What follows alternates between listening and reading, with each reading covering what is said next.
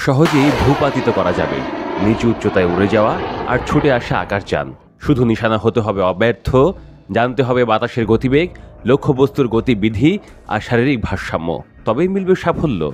বলা হচ্ছে কাঁধ থেকে ছোড়া যায় এমন আকাশ প্রতিরক্ষা ব্যবস্থা রাশিয়ার তৈরি ইগলা-এস এর কথা। কাঁধে বহন করে নিয়ে যাওয়া ও ছোড়ার ব্যবস্থা মানেই বোঝা যাচ্ছে এটি স্বল্প পাল্লার। ইগলা-এস বহুদিন ধরেই বিশ্বের নানা প্রান্তে নিজের কদর বাড়িয়ে চলেছে। সবশেষ ভেনেজুয়েলা ঘোষণা দিয়েছে তার কাছে ৫,০০০-এরও বেশি সংখ্যার স্বল্প পাল্লার এই আকাশ প্রতিরক্ষা ব্যবস্থা রয়েছে। দেশের প্রেসিডেন্ট নিকোলাস মাদুরো জানিয়েছেন এই প্রতিরক্ষা ব্যবস্থাটি দেশের সর্বত্র মোতায়েন করা হয়ে গেছে। ইগলা-এস অনেকটা আমেরিকান স্টিঙ্গারের মতো। ইগলা-এস-এর সবচেয়ে বড় সুবিধা এটি ম্যান পোর্টেবল। আকাশে কোনো লক্ষ্যবস্তুকে টার্গেট করে একবার লক করতে পারলে সিস্টেমটা ইনফ্রারেড টার্গেটে হিট সিগনেচার লক্ষ্য করে ধেয়ে যায়।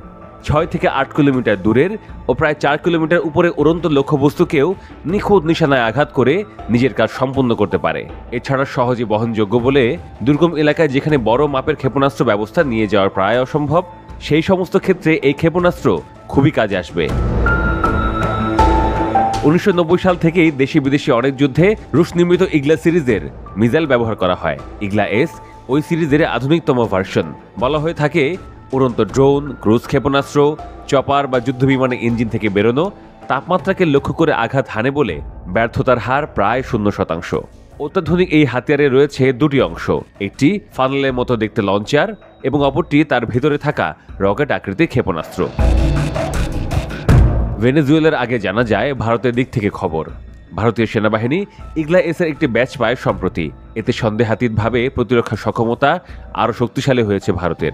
বিশেষ করে পাকিস্তানের সঙ্গে পুনরায় সংঘাতে জড়ানোর আশঙ্কা তৈরি হওয়ার পরিপ্রেক্ষিতে এই ক্ষেপণাস্ত্রের অধিগ্রহণ অত্যন্ত গুরুত্বপূর্ণ।